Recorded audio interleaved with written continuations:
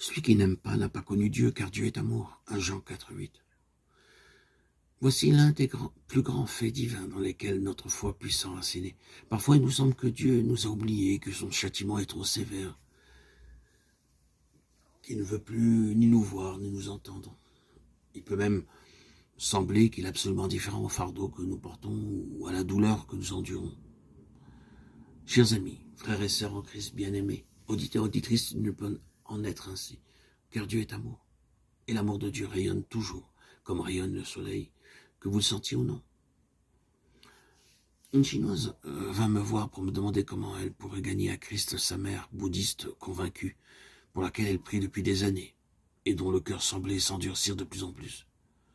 Je regardais le visage de mon interlocutrice et j'y vis de l'endurcissement et de la rébellion. Je lui posai quelques questions. Elle fondit en larmes. « Dieu est injuste, me dit-elle avec violence. Il ne me traite pas bien. D'autres mères gardent leurs enfants. Moi, j'ai perdu mes 5 fils l'un après l'autre. Le dernier, un bébé, est mort il y a 1 mois. Dieu est injuste. » Pendant quelques minutes, nous pleurâmes ensemble, puis nous parlâmes de l'amour de Dieu. C'est par amour que Dieu lui avait donné ses 5 fils.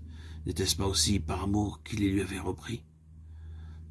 Peu à peu, les racines de la foi de la pauvre mère enveloppèrent ce rocher de douleur et se plongèrent profondément dans ce fait éternel. Dieu est amour. La paix et la joie jaillirent dans son cœur. Le lendemain, sa vieille mère vint la voir. « Qu'est-ce qui t'arrive » dit-elle. « Je ne t'ai jamais vu un visage si heureux. » Alors sa fille lui dit sa révolte contre Dieu et sa soumission nouvelle. Dès ce jour, la vieille mère accepta d'entendre parler de l'Évangile. Et quelques semaines plus tard, elle aussi reçut Christ comme son sauveur. La grâce de Dieu est suffisante. Il m'a dit, ma grâce te suffit car ma puissance s'accomplit dans la faiblesse.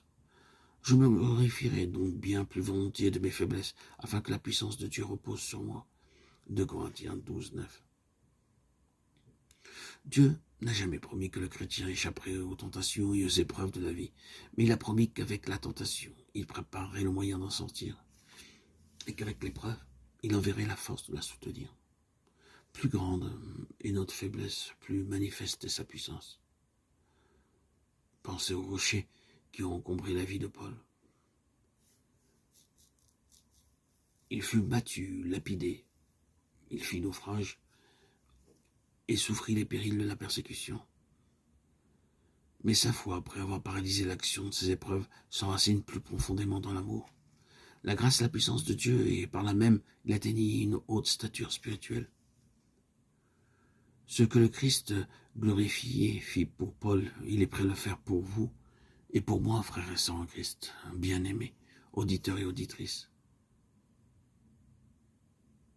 La grâce de Dieu est suffisante.